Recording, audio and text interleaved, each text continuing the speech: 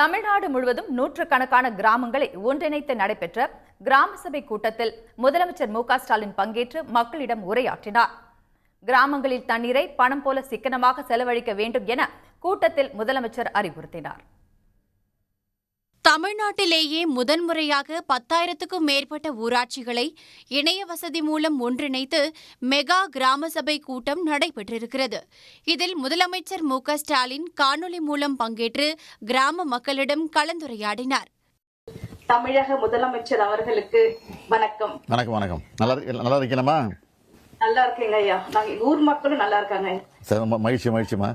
உங்க ஊராட்சி பகுதியில் விடியல் பயண திட்டம் பயனுள்ளதா இருக்கா? பஸ் வருதா? ஏதாவது நீங்க அதை பத்தி சொல்ல விரும்புறீங்களா? கண்டிப்பாக ஐயா. விடியல் பயணம் திட்டத்துல நமது கோவளம் ஊராட்சியில 3000 பெண்மணிகள் பயன்பெறாங்க. பாத்தீங்கன்னா மாதத்துக்கு 2500 ரூபாய் சேமிப்பா இருக்கு.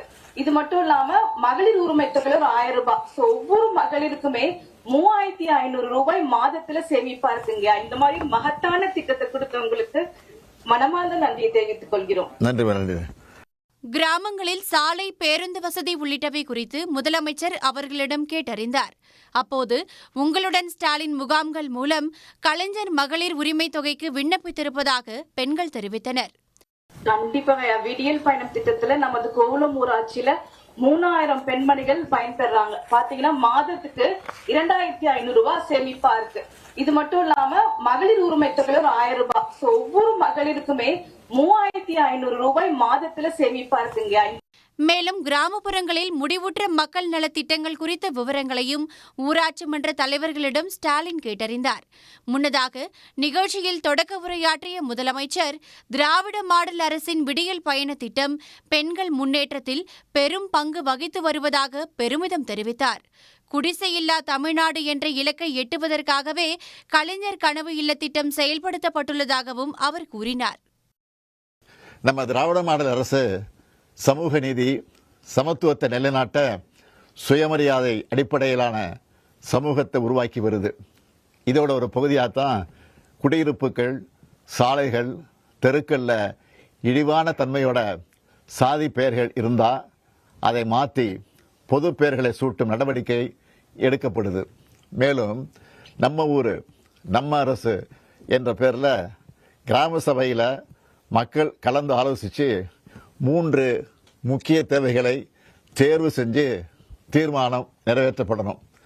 அப்படி கண்டறியப்படும் தேவைகள் உடனடியாக நிறைவேற்றப்படுறத மாவட்ட நிர்வாகம் உறுதி செய்யணும். குடிசையில்லா தமிழ்நாடு என்ற இலக்கை எட்டிடும் வகையில் கலைஞரின் கனவு இல்லம் என்ற புரட்சிகர திட்டம் துவங்கப்பட்டு கடந்த 2 ஆண்டுகளில் 7000 கோடி ரூபாய் மதிப்பீட்டில் 2 லட்சம் வீடுகள் கட்ட முடிவெடுத்து 2024-25 இதுவரை 99,453 வீடுகள் கட்டி முடிக்கப்பட்டு மக்களுடைய பயன்பாட்டுக்கு வழங்கப்பட்டிருக்கு. 2025-26 இன்றைய நிலையில் 78,312 வீடுகள் கூரை மட்டம் நிலைக்கு மேல முன்னேற்றத்தில் இருக்கு. மகளிர் சுய உதவி குழுக்களின் அடுத்த கட்டம்தான் கலைஞர் மகளிர் உரிமை தொகை என்றும் முதலமைச்சர் குறிப்பிட்டார்.